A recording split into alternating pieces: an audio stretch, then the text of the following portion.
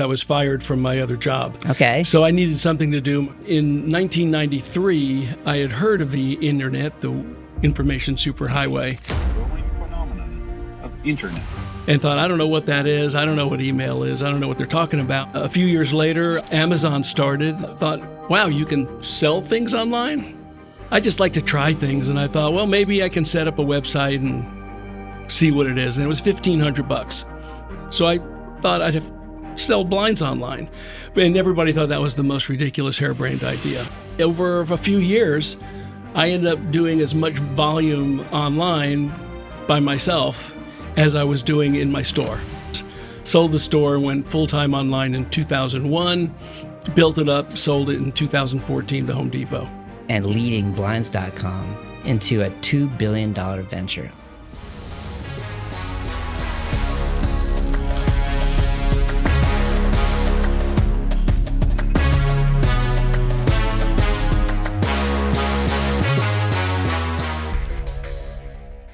Welcome to Forging the Future. And today we're going to meet Jay Steinfeld, who went from a side hustle to founding and leading Blinds.com into a $2 billion venture. Wow. Later acquired by Home Depot. So his unique principles have shaped success in both business and life. And Jay, thanks for joining us today. Thanks for having me, Chris. Really excited about this. I read your book, Lead from the Core. I think I highlighted more than most books. It really resonated for me as an entrepreneur, and lots of words of wisdom in that book. So highly recommended if anyone hasn't read that yet. So let's talk about going from something like Laura's Draperies, Bedspreads, and more. That was the original name of the company? Yes, it was. Okay, yeah. To just blinds. Many founders kind of cling to their original mission, but you ventured beyond. So I'm really curious to learn what's in your core that drove you to experiment with a side hustle in the first place, right? And then turn it into a drapery and bedspread business, and then later into windows covering e-commerce store back when that wasn't a thing. Yeah. Well, I got into the window covering business because I was fired from my other job. Okay. So I needed something to do. My wife had already started this Laura's Draperies, Bedspreads, and more. We had two stores, two Laura's stores. One was in the Village in Westview, and the other one was in Clear Lake on Bay Area Boulevard. So we were doing that. Being a CPA, I knew a lot about window coverings, but I learned. And then I got into online because we started in 1987. And then in 1993, I had heard of the internet, the information superhighway, and thought, I don't know what that is. I don't know what email is. I don't know what they're talking about, but I just like to try things. And I thought, well, maybe I can set up a website and see what it is. And it was $1,500. So what was a big deal? No big deal. And it was just a way to get conversant in what that was. And that's really all I was doing a little curiosity. There was not like I had a vision as to what the internet was going to become. A few years later, Amazon started in 1994, 5, and thought, wow, you can sell things online? So I thought I'd sell blinds online. And everybody thought that was the most ridiculous harebrained idea. But again, it was an experiment. For $3,000, I set up a new site called No Brainer Blinds to make buying blinds and shades a no-brainer. And that was just a little side hustle to go online. And over a few years, I ended up doing as much volume online by myself as I was doing in my store. Mm-hmm. And my store was working 7 days. Online, it was all part-time. So I'm thinking, what the heck? Why do I still have these stores? Sold the store, went full-time online in 2001, built it up, sold it in 2014 to Home Depot. Wow. Which one did you sell first? The Bay Area one? Actually, I closed the Bay Area one because it wasn't doing that great. Mm-hmm. And we decided it would be better if we merged the two together, the customer list. And I took over the operation of the one store in a bigger location in Westview. So you mentioned curiosity, and I think that that's really an important aspect of entrepreneurship, needing to be curious, right? Or at least it's beneficial, or trying new things, right? Experimenting. You highlight that in your book about experimenting and willing to fail at it, right? Sure, sure. And that was I think it sounds like a pretty important part of your approach to a lot of things in your business. Well, if you're not willing to experiment and you're just going to stick with one thing, it's surely not going to work at some point, and you're going to go out of business. So it's not that you should have this as a trait. You have to have it. You have to be curious to be able to improve everything in a business. Everything in a business can be better than it is, and that includes you. Me. I can always be better than I am now. And that was really the key, is everybody knew that I was doing whatever I could to evolve continuously, one of my 4 E's. The second is experiment without fear. If you're ensuring that everybody in the organization is getting a little bit better every day, and everybody is helping each other get a little bit better, you have an autonomous excellence that's going on in the organization. Everything just gets better every day. And before you know it, it compounds, and you look back and you go, wow, look what we've done. This is pretty amazing. So as long as you've got people that already have that, not just willingness, but they relish change, they relish getting better, and you hire for those types of people, which we had some types of interviewing that we would do to ensure that would happen, then you have people who are just having fun, which was actually the 4th E, to enjoy the ride. And that's really was our key, is to be able to have people who were just loving change, loving experimenting, and having fun by doing things that people said we could never do. So having a culture of curiosity and constant learning, right? And I know culture was you were very purposeful in your culture when building your business. And that was, I think, if I had to go back, I would have been more purposeful in my own company doing that. I got to that kind of late. I felt like culture was something that you just kind of fostered indirectly. So talk about the 4 E's, because you mentioned 3 of them. So what were the 4 E's? Well, the first one is to evolve continuously. Okay. The second is to experiment without fear of failure. The third, which I haven't said yet, is to express yourself. If you want to get better, if you want everybody to get better, then you have to know where you can get better. And that means people need to speak up. And if you want to hear the truth, people need to talk. And that's what we would do. We would ensure that people would feel safe by speaking up in public. I remember we had an all-hands meeting. They're called Say Jays, because I would say stuff. Right. And this is maybe the person had been in the company for maybe 2 weeks, and I had said something, and she stood up and she said, "Jay, this doesn't sound like something that you said we were going to do in orientation." And I thought about it, and I said, yeah, you're right. And then I said, I think everybody needs to stand up and cheer this person for having the guts to speak up and tell me in an all-hands meeting that what I said was inconsistent with something else I had said. And she was right. And that was just a way of not just telling people to speak up, but reinforcing the idea that people can do it and can feel safe talking to anybody. Not that everybody felt absolutely comfortable doing it. Sometimes they would tell somebody else who was more comfortable, and they would all say, "Hey, you need to tell him this." And then the 4th was enjoy the ride. Enjoying the ride was not necessarily about free food and ping pong tables and foosball, which we had. We had giant lava lamps, crazy stuff. But it's about doing things that people said we could never do.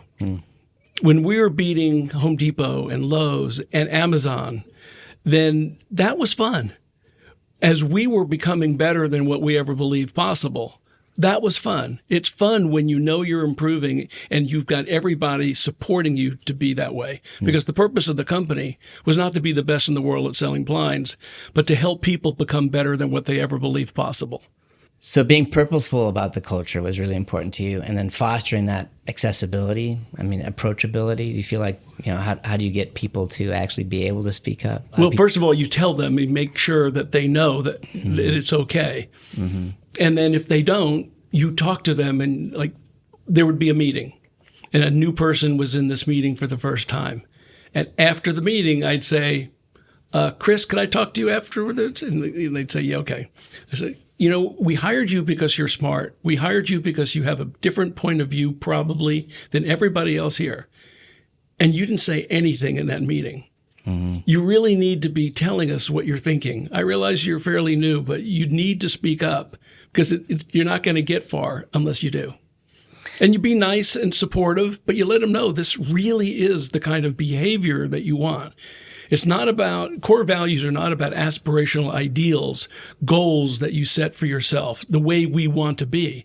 It's how you are, and it's the behavior that you're doing. And that means speaking up and experimenting without fear, never betting the ship, but experimenting a lot for the purpose of evolving. And that's really fun for the people that were there. And if it wasn't fun, they usually self-selected and left after 2 weeks because it was just too much pressure. A lot of people just want to be told what to do. And in a startup, in a business that's growing, that's not going to work. Yeah, the Steve Jobs quote about we don't hire people to tell them what to do. We hire them to tell us what to do. Yeah. Right? But I also like your philosophy of growing excellence in people. Some of your interview questions, for example, trying to find a culture fit for the people.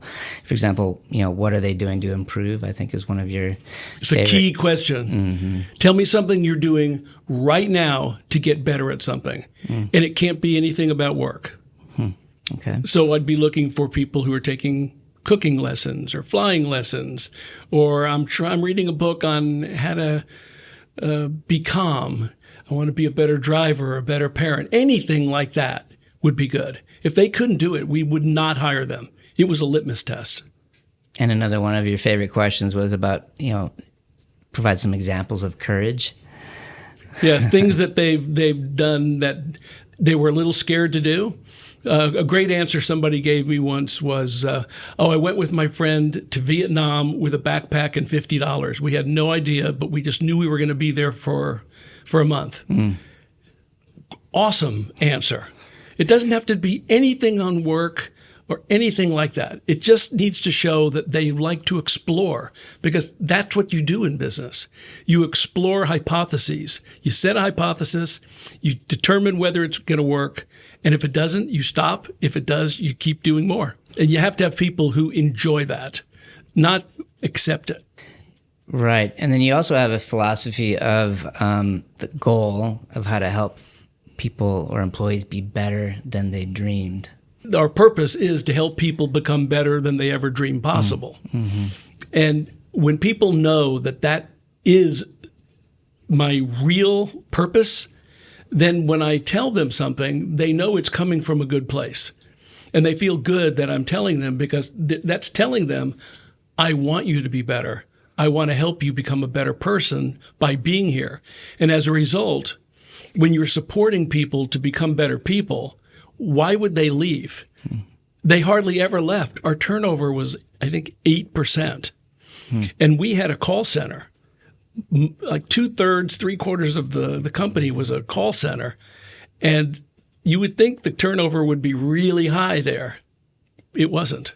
We trained well. We didn't even let people on the phones for sometimes 2 months until we felt like their skills were up to a certain level, which we watched very carefully, and had a really good compensation program to ensure the people who did really well made a lot of money, and people who did not do really well made nothing.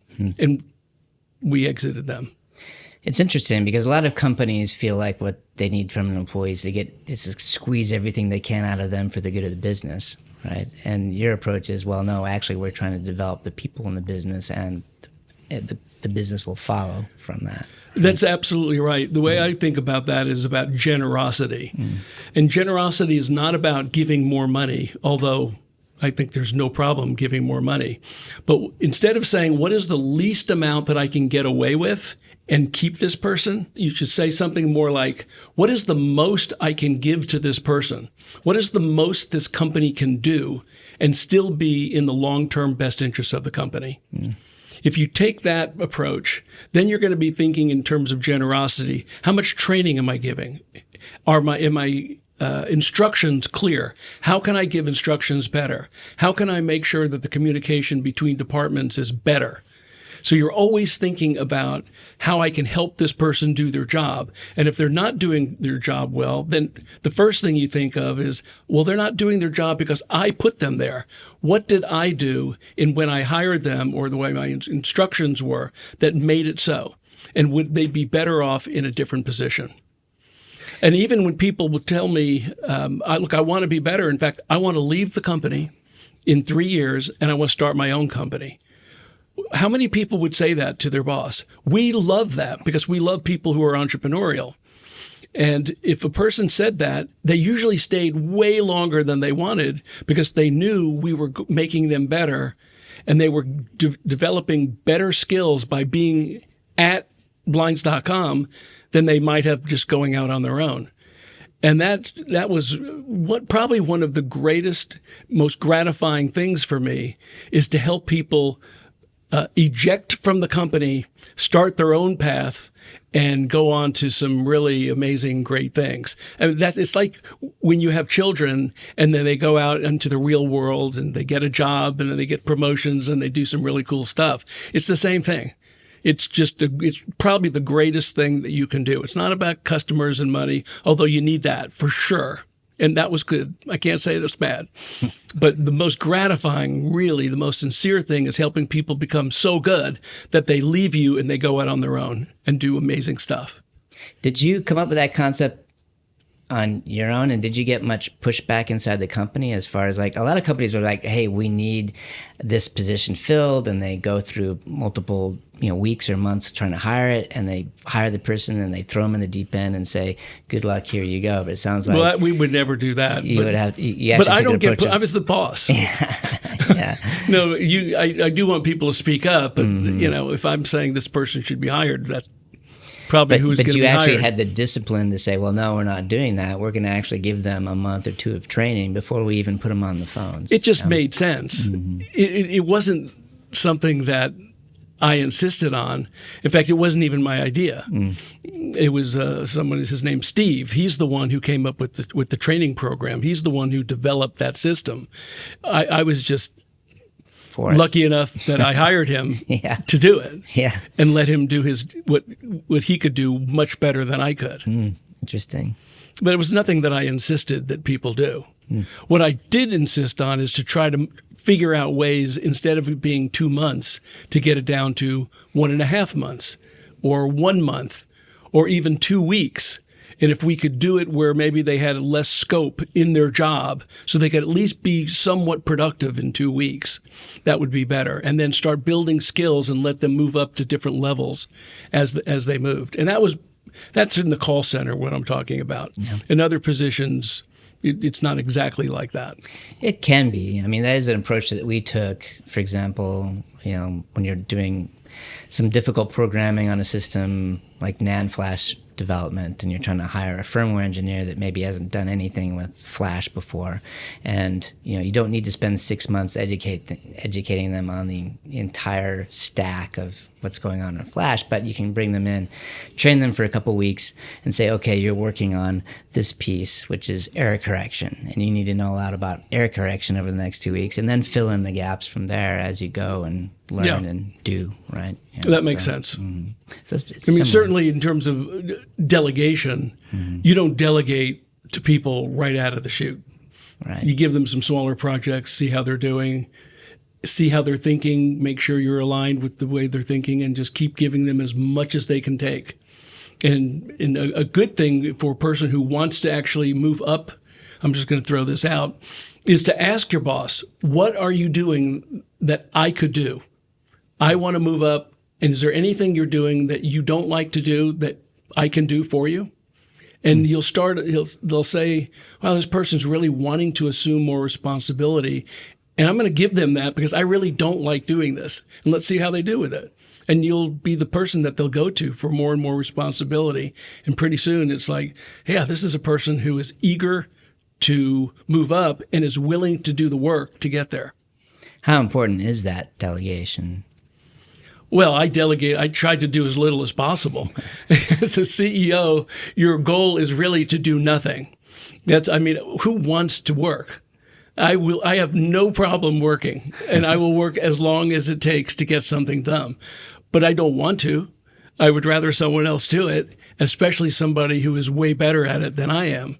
So the goal is to be the conductor, not the orchestra, and hire a lot of great players. And you're just letting them know what pieces you're playing. Yeah, I like the conductor analogy, right? 'Cause you don't need to play all the instruments. I think a lot of entrepreneurs make the mistake of trying to play all the instruments instead of trying to be the conductor. What happens is the entrepreneurs some are really good at something. Maybe they're good at supply chain or selling or vision or, I don't know, marketing. Everybody has some really good competencies, and they like doing it. So they keep doing it even though they shouldn't be doing it. And they just get stuck because they're thinking, well, I need to raise money, but I really like doing the marketing. No, stop doing the marketing, give it to a real marketer, and do the fundraising.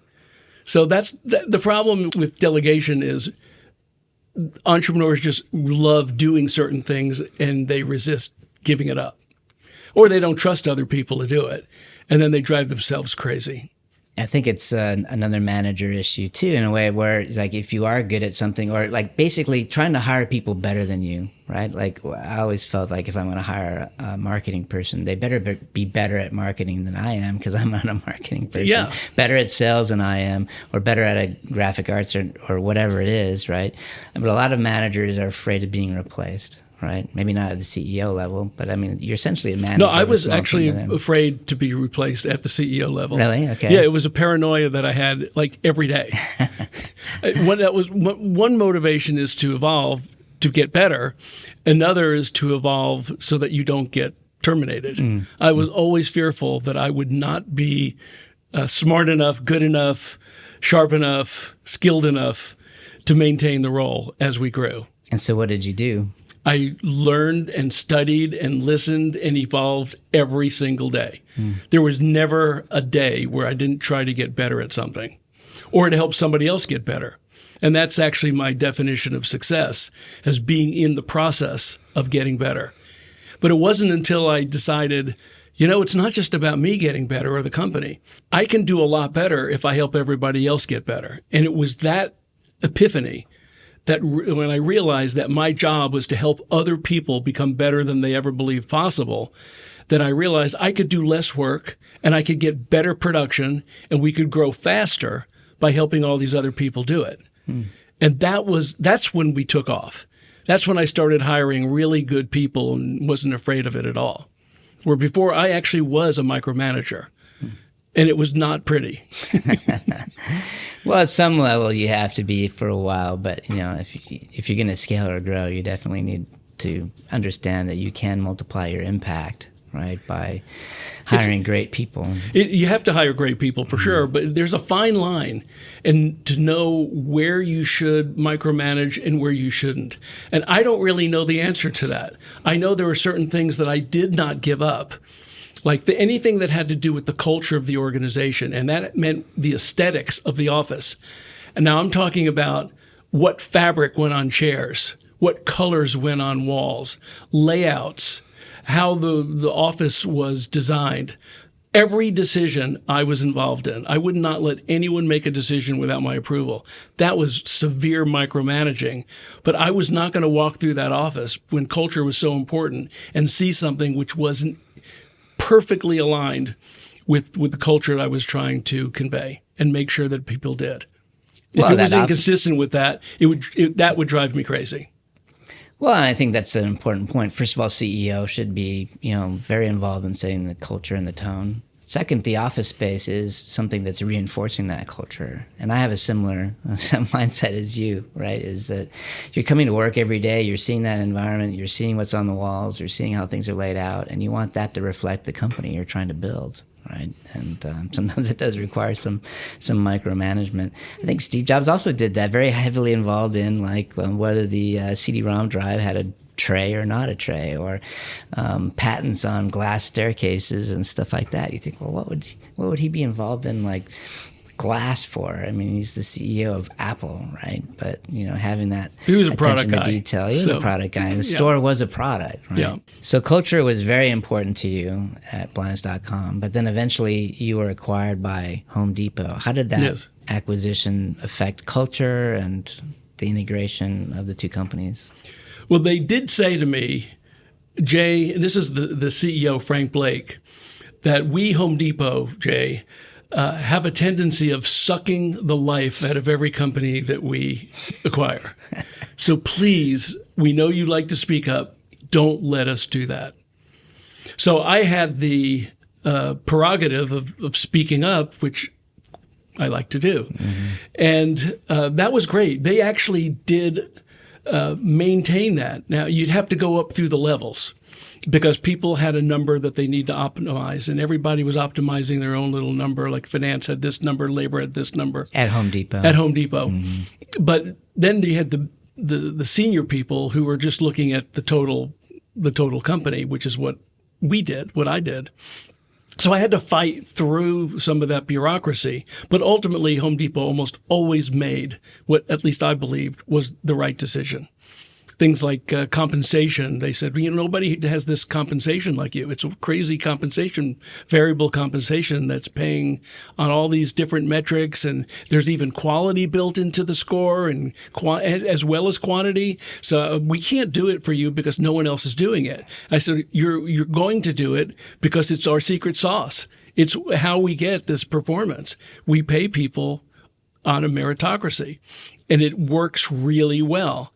Finally, I went all the way up and they said, of course we're going to keep it.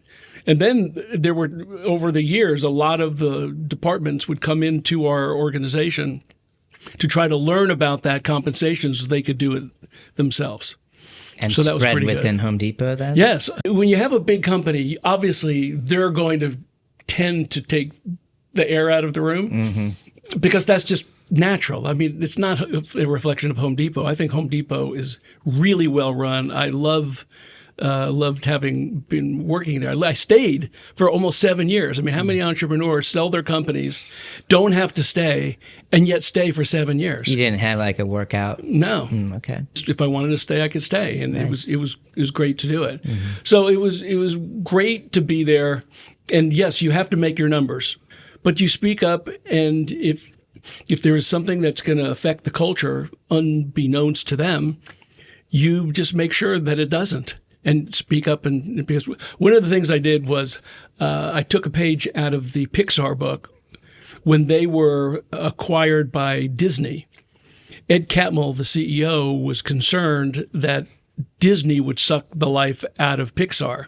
So he came up with this list of not demands, but a memo of understanding as to this is the way it's going to be. We're going to keep our comp program. We're going to keep our titles. We're going to keep the location, a lot of different things, a whole list of things. The way we do our technology, that was one on our list. So we came up with this list, had them sign off on it. It was not binding, but at least said anytime I had a new boss, which was frequently, I mean, that's just what happens in big companies. So I've got now the fourth boss. So I pull out this memo, say, no, this is the understanding we have. We're not changing that. So it took some effort, but that was kind of part of the fun, the challenge of maintaining the culture. And the culture is still maintained. I still look on LinkedIn or in many places and see that they're still talking about the 4 E's. And I didn't want to leave the company until I knew those 4 E's were embedded in the people there and it would be maintained. It was just a condition before I would leave. And it's still there, and they're just killing it. They're doing so well, and they still have a reasonable amount of autonomy. And their numbers are just insane. I can't even believe it myself. You felt like under Home Depot that Blinds.com would be able to grow and a lot faster than under No question. Mm-hmm. Okay. There's no question. One of the things we thought about is, yes, they're going to affect us. Home Depot's definitely going to affect us. But we're going to affect them too. I told the analogy, it's like there's this giant vat with water in it. The water is Home Depot. And we're just this one little dropper of red dye. And put that one drop, it kind of tints the water a little bit. Yeah. So were being felt, maybe not seen, but felt. And there were a bunch of things, even the way we did our technology. I mean, we started Agile before Home Depot did. And there's a lot of other, even the decor of their office, their main office is the same style that we'd started in Houston. Wow. That was pretty good. The CFO sent me an email. He said, "Look at our office. This is just like yours." Well, I think that's important because, like, you're right, a lot of companies absorb other smaller businesses, suck the life out of them, and actually destroy what was unique about that company instead of saying, well, what's unique and what can we learn from them and bringing them into our business and actually incorporate the better parts of that, right? I've seen many businesses acquire, like, hey, international business come and acquire a company in Silicon Valley because they want to be in Silicon Valley, but then they, essentially, destroy the culture and try to assimilate into how they do business, but they lose the benefits of running a business in Silicon Valley staffed with people from Silicon Valley, and all of a sudden it looks from whatever country they came from is that you might as well just buy an office building, right? If you just wanted to staff it with people that, from corporate offices, right? It's not the same. So it's an interesting. It seems more obvious when you talk about it here, but so many companies make that mistake. I think also the founder has to be willing to not be intimidated by that big gorilla and defend, what was, important to them in that business. So kudos to you for hanging around to make sure that happened, because if you hadn't, it might not have worked out the same way. I think that actually is true. Mm-hmm. My key role for the first, say, 3-4 years was the ambassador role. I protected the employees from what I perceived as something that might be difficult. It doesn't mean I was a perfect shield, but I deflected a lot. And if there was a problem, instead of them being concerned, they would just come to me. I would talk to somebody. We'd work it out. And it was always pretty easy to work out. Not that it wasn't frustrating many times, but one of the things that made it easier was we believed that we were more customer-centric first. And not that Home Depot is not customer-centric, but they're more operationally efficient. And it's kind of like a love language. You know about love languages. Some people look at love different ways. They define it differently. And we defined our love language of business as being customer-centric and Home Depot operationally efficient.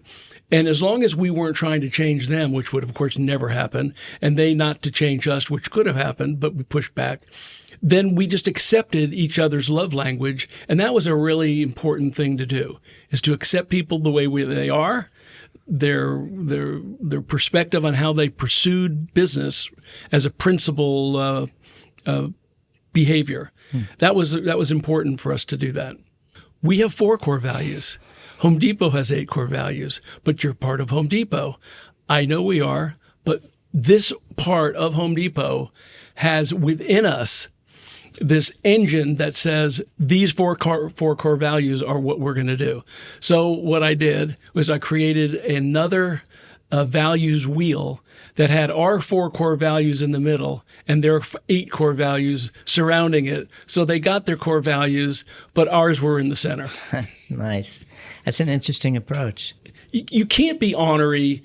You can't be pushing back on everything. You got to collaborate and figure out, because they're just doing their job. They're not being jerks at all. It can come across that way sometimes. But we learned so much by being part of Home Depot. We still are. And I became a better CEO being part of them, to see how $60 billion, I don't know, is it over 200 billion now? Something like that. 245? Yeah. It's crazy. So seeing how a company like that is run, how do you not learn from that? It was eye-opening and a great experience. Well, something that we haven't talked about much on this show, because we focus so much on startups and the ecosystem and building businesses, is what happens after the M&A, right? You get acquired by a big gorilla. How do you assimilate into a large corporation? And so hopefully a lot of our startups get the chance to do that at some point. That would be great. Yeah, so it was like with board members. Sometimes you get annoyed by board members asking a lot of questions. And then I realized the annoyance was not that they were asking these questions. The annoyance was that we didn't think of those questions ourselves. So then we started thinking, wow, we need to think about this a lot more closely than we are. And we need to think about it in this different way. And when we did that, we became a better company. We were better run because we were thinking more like the people at Home Depot, who are obviously doing an amazing job. And that was better. And then eventually there were very few questions because we were thinking the same types of questions that they were in addition to what we were doing. And we were coming up with mitigation strategies in advance of them happening, which we never did. It was great. It was really, I'm so happy that we all were able to do that. Well, it's your philosophy of being coachable, right? I mean, so like you're saying, oh, they're asking me these questions. I'm feeling annoyed. Why am I feeling annoyed? Well, it's because I should be thinking of these. Yeah. And so I take a step back and like, actually, why didn't I think of that? Yeah. That was really stupid of me. Let me do figure out what's true here. Somebody asked me, what should a founder do once they've sold and they've got this money? And my answer was, figure out ways to give it away. You have all this money and there's so many people who don't have it. What can you do to make a difference in all these other people's lives? What can you do? What skills do you have that can make it better for other companies? Companies or community or people? Yeah, I'm on not-for-profit. I'm on a not-for-profit board that's based in Israel. So, Jay, you spent a lot of time building a business. You've built it. It got acquired. You sold the company. How are you forging the future now? What are you doing now? Well, I have 8 grandkids. My 8 startups. Your 8 startups. That's yeah, good. That's important. Pickleball. But in addition to all those fun things, I am teaching at Rice in the business school. That's fun. These are people who are thinking about maybe being an entrepreneur. So this is really in the not just pre-revenue stage. This is pre-anything idea. This is basic startup. So that's really fun, being with people. And I'm mentoring some, not just at Rice, but I'm mentoring some students in Macombs in Austin through video. That's cool. I'm on 4 boards. I'm including a public company, and I'm on the audit committee of a company based in Tampa. That's really fun. I've never been on the board of a public company. That's way different than being on the board of a private company where they actually want your ideas. I don't know that when you're in a public company, it's more of a governance role. Not that you can't offer advice. It's just different. It's very serious. And then I'm on not-for-profits too. There's one in Israel called Hand in Hand that has 6 schools where Arabs and Jews are in the same school learning Arabic and Hebrew. And there's an Arabic and Hebrew teacher for all the kids, and they're learning each other's holidays and respect. And it maybe, it's lighting a candle in the darkness in the Middle East. And I love God that. knows any improvement is better than none. And so I'm trying to do something rather than just complain about it. I want to be part of it. I want to be part of the solution. And I want to continue to evolve. I want to experiment with all these different things. And I'm still speaking up on those boards. And it's fun. So I get all my 4 E's. So that's really all I'm doing is those 4 E's are not just how to build a business, but how to have a life of consequence, of importance, where you feel like you still matter. I mean, everybody needs to matter. Sounds like you've done a lot. I think you have mattered. Thank you. Well, I know gift giving is also something that's important to you. I also like giving gifts. I have something for you for being on the show, and want to thank you. It's some owl socks there, since you do teach and learn and constantly owl, learn. right? I get it. That's good. But even an owl needs to learn, right? Absolutely. So it looks like he's doing that, and I have another bag of Thank you. Swag here. But thanks for being on the show, and I really enjoyed your book. Highly want to recommend that to the audience if anybody wants to learn more about Jay and his philosophies. A lot of great words of wisdom there. So thanks for being on the show. Chris, thank you. It's been fun. Yeah.